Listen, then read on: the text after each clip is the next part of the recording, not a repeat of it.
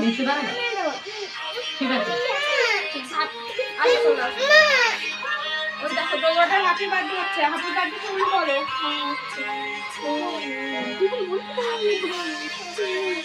এবার বুঝিয়ে